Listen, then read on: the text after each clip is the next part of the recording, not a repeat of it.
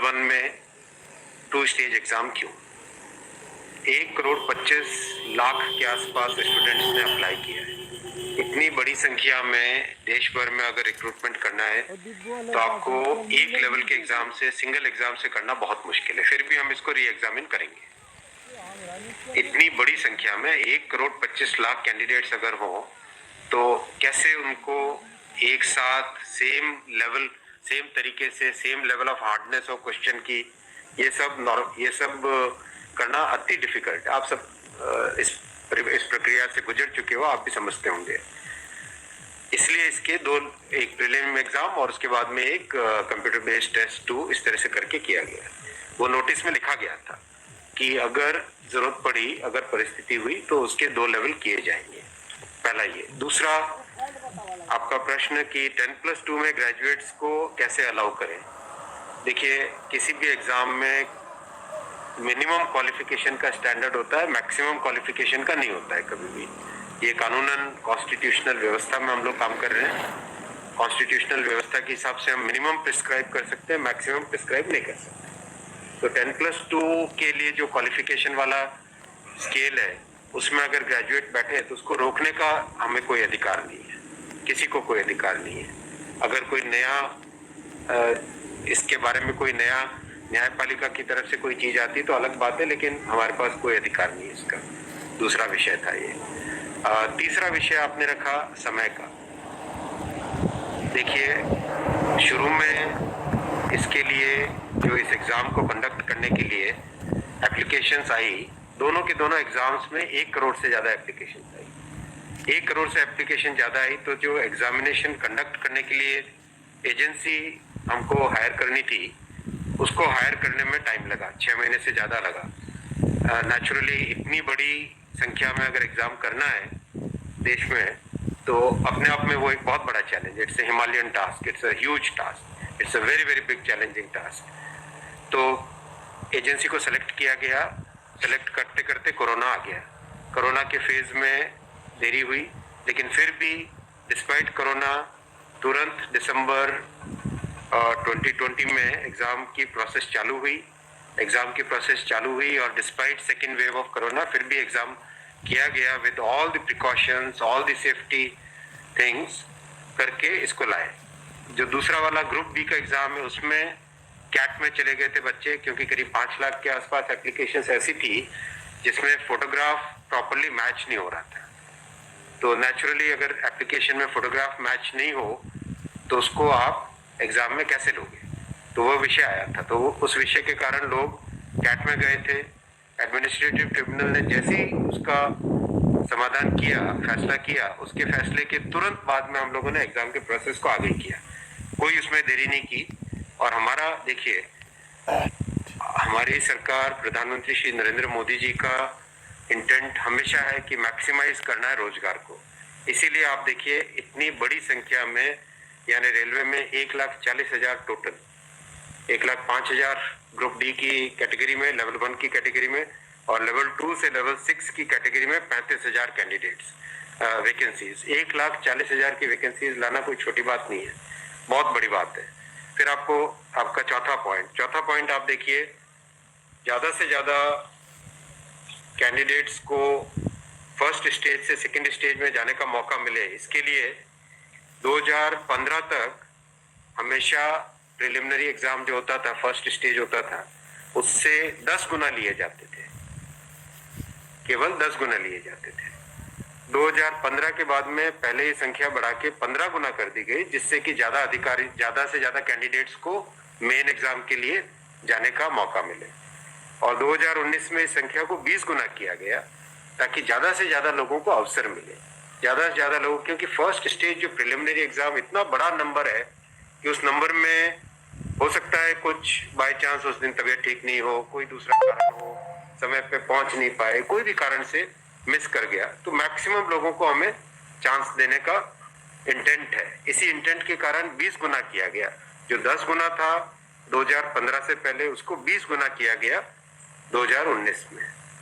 तो ये pro students, pro candidates वाली अप्रोच है हमारी, और हमारी इंटेंट एकदम नेक नियति से काम कर रहे हैं, सच्चाई से काम कर रहे हैं। देखिए कोई भी कहीं भी एक भी जगह से कहीं कोई पेपर लीक होने की बात नहीं है, कहीं पे कोई एग्जाम के मैनिपुलेशन की बात नहीं है।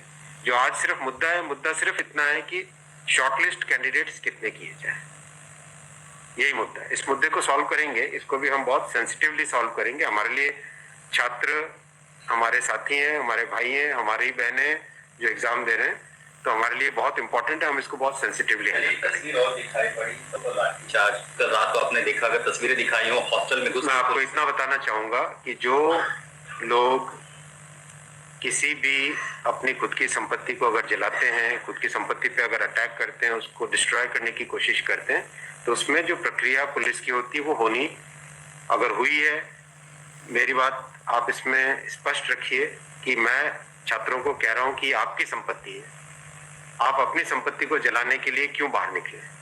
और हम आपकी बात को शुरू से सुन रहे हैं। जिस दिन आपने पहले पॉइंट रखा उसी दिन हमने तुरंत इसका, जैसे ही दूसरे दिन ही मेरे नजर में आ गई थी बात ये, और दूसरे दिन मैंने तुरंत सारा ये टेबल मंगवाया कि आप मुझे एग्जैक्ट बताओ हर एक लेवल पे क्या वैकेंसी है, और हर एक लेवल पे एग्जैक्ट, जैसे लेवल 2 पे 5663, उसकी जगह 1,13,000, कितने गुने? 20 गुने। लेवल 3 पे 4,940, उसके अगेंस्ट कितने शॉर्टलिस्टेड? 98,833, 20 गुने। तो जो नोटिस के अंदर प्रक्रिया एग्जैक्टली उसके हिसाब से किया है, हर एक पे level 2, level 3, level 4, level 5, level 6, हर एक पे एग्जैक्टली 20 टाइम्स किया गया है। इश्यू वो नहीं, इश्यू डुप्लीकेट नहीं, इश्यू यूनिक वाली बात आ गई। अब वो मुद्दा उनका है, क्योंकि इसलिए मुद्दा आ रहा है कि जिन लोगों ने तैयारी कर ली है उनको लगता है कि हमें एक बार और चांस मिल जाए, इसीलिए हम इसको बहुत सेंसिटिवली हैंडल करेंगे।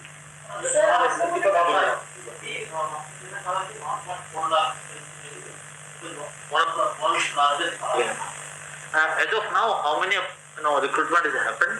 And by when all these things will be done? Because it was announced. यही तो रिक्रूटमेंट चल रहा है। देखो इतना मैसिव, मैं आपको पूछूं कि वर्ल्ड का सबसे बड़ा एग्जाम कौन सा है? वर्ल्ड का अगर या इंडिया का भी अगर बड़े एग्जाम्स देखें तो बड़े एग्जाम्स में जेई बहुत बड़ा एग्जाम होता है, सिविल सर्विसेज बहुत बड़ा एग्जाम होता है, स्टाफ सिलेक्शन कमीशन का बहुत बड़ा एग्जाम। इन सब एग्जाम्स में एप्लीकेशंस की संख्या होती है 5 से 7 लाख, 8 लाख, 10 लाख। यहाँ 1 करोड़ एप्लीकेशंस है। आप ये तो देखिए ना कि कठिन कितना है। 1 करोड़ एप्लीकेशन, 1.25 करोड़ एप्लीकेशन, 1 करोड़ 25 लाख, 1 करोड़ 35 लाख, उसमें समय लगता है। But this is something government was aware in a country where there is so much of unemployment, and there will be vacancy like this. इसीलिए तो टाइम तो इतना लगेगा ही। अगर आपको इस एग्जाम को ढंग से करना है इतना टाइम लगेगा, चाहे कोई करे। और उसके बाद भी आज देखा कि गया से आगजनी की तस्वीरें आ रही हैं।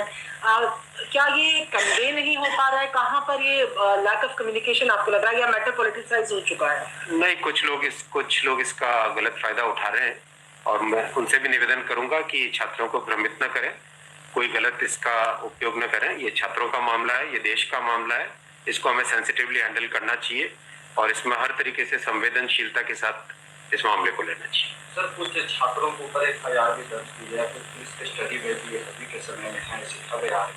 आप खबरों की जांच करिए। देखो जो पुलिस की प्रक्रिया है वो अलग चीज है। मैं अभी जो मुद्दा है, जो उस मुद्दे को कैसे सॉल्व करें उस पर सोचना चाहिए, हमें फॉरवर्ड लुकिंग होना पड़ेगा। सर, मेरा एक सवाल है कि जिन राज्यों में हिंसा की खबरें या फिर जो रेल रोकने का जो मूवमेंट चल रहा है, ट्रैक पे स्टूडेंट बैठे हैं, क्या उन राज्यों के मुख्यमंत्री से आपकी बात हुई है, और क्या कुछ आप लोग के इस संदर्भ में की कैसे? बिल्कुल, सब जगह लॉ एंड ऑर्डर स्टेट का जो रोल होता है, राज्यों के मुख्यमंत्रियों ने भी बहुत संवेदनशीलता के साथ काम किया है, और हम भी कॉन्स्टेंटली टच में हैं, कंटिन्यूसली टच में हैं।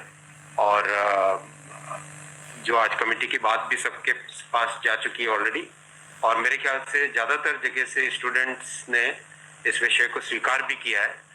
और मैं अभी भी रिक्वेस्ट करूंगा एक बार फिर सारे स्टूडेंट बंधुओं को, छात्रों को, कैंडिडेट्स को, कि आप प्लीज अपनी ग्रीवेंसेस को, अपने पॉइंट को, अपने कंसर्न को, अपने विषय को, अपने मुद्दे को फॉर्मली रखिए।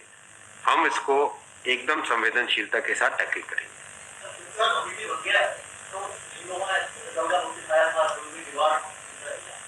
Will that also be considered, because they did not know that this is going to happen?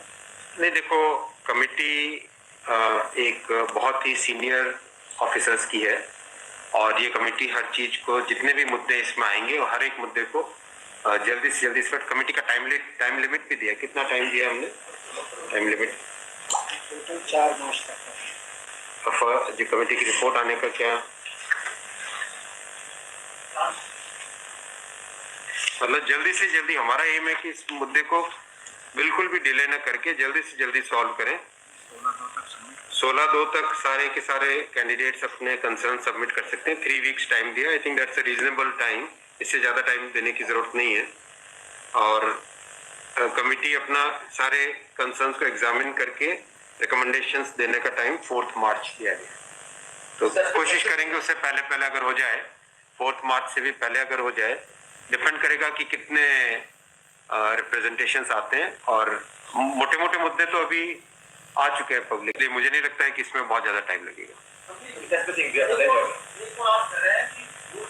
वो आपकी नालिश में आ गया है, मोटा मोटी सही आ गया है। दूसरी ओर ये कि जो आपके पैरामीटर्स था उस पर सब कुछ सही तरीके से दिया गया है, उसी तरह से शॉर्ट लिस्ट किया गया है। फिर इसमें प्रॉब्लम, फिर उसमें कमेटी आपको रिपोर्ट क्या करेगी और करेंगे क्या? इसका मतलब अगर चेंज करते हैं कुछ तो दूसरे एक बड़ा पक्ष और भी तो विरोध करेगा। हाँ, ये इसीलिए तो मैं आपको देखो बताऊं ना, एग्जैक्ट किसी भी लेवल पे नोटिस में जो लिखा था कि 20 गुना कैंडिडेट लेंगे, अगर आपके सामने टेबल रखा हुआ है, 5,663 की जगह 1,13,000 यानी 20 गुना। 4,940 के लेवल 3 में 98,833 20 गुना। 161 के अगेंस्ट 3223 20 गुना। 17,393 347 3,47,676 20 गुना। 7,124 वैकेंसीज के अगेंस्ट 1,42,413 20 गुना। एग्जैक्ट 20 गुना है हर एक लेवल का। अब स्टूडेंट्स क्या कह रहे हैं कि जिन कैंडिडेट्स ने एक से ज्यादा लेवल में क्वालिफाई कर दिया है, राइट जी, उसके कारण सपोज मान लीजिए लेवल 3 में जो लेवल 5 का कैंडिडेट है वो भी क्वालिफाई हो गया है जी, तो वो लेवल 3 में कोई एक कैंडिडेट को जो क्वालिफाई नहीं हुआ है, उसे लगता है कि अगर उसको यूनिक के हिसाब से काउंट करते तो शायद उसको भी एक मौका मिल जाता मेन एग्जाम देने का। बराबर है, ये मुद्दा है। मुद्दा ये है, अब जो नोटिस इनवाइटिंग एग्जाम है, एग्जाम का जो नोटिफिकेशन होता है उसकी एक सैंक्टिटी है, वो कोर्ट का मैटर है, वो लीगल मैटर हो जाता है। एग्जैक्टली उसके हिसाब से किया गया एग्जाम का, एग्जाम को उसी हिसाब से कंडक्ट किया गया, उसी हिसाब से शॉर्टलिस्टिंग की गई। अब जब ये मुद्दा आया है तो इस मुद्दे को सॉल्व करने के लिए कोई ना कोई तो तरीका निकालना पड़ेगा, राइट? तो आपका जो प्रश्न है, आपका प्रश्न वैलिड है कि क्यों है। आपके सामने डेटा सामने रखे हुए हैं, डेटा आप सबके सामने है, बिल्कुल एग्जैक्ट डेटा है कोई, और ये डेटा हमने पहले दिन ही दे दिया था। जो टर्म कंडीशंस ऑलरेडी जब पब्लिसाइज किया जाता है, कोई पोस्ट होती है तो उसके लिए टर्म कंडीशंस ऑलरेडी पहले से घोषित होता है, उसके आधार पर ही ये सब कुछ किया गया होगा। हाँ बिल्कुल। फिर एक कमेटी या आपको कुछ रास्ता आप नहीं दिख रहा है क्या? ये जो कमेटी रिपोर्ट देगी क्या उसके अगेंस्ट देगी जो आपके टर्म कंडीशंस पहले वाले थे?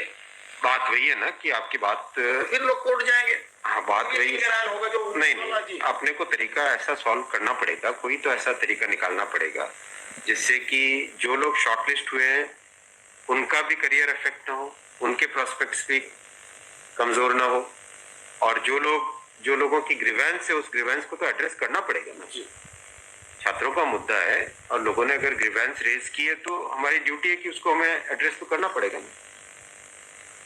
लेकिन आप देख रहे हैं आपके सामने ये टेबल है, एग्जैक्ट हर एक लेवल पे 20 टाइम्स है एग्जैक्ट।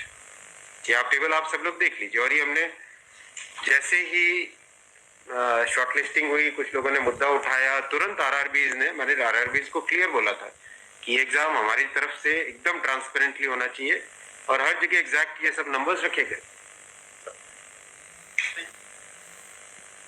एक सवाल अगर आपसे धन्यवाद। ठीक है।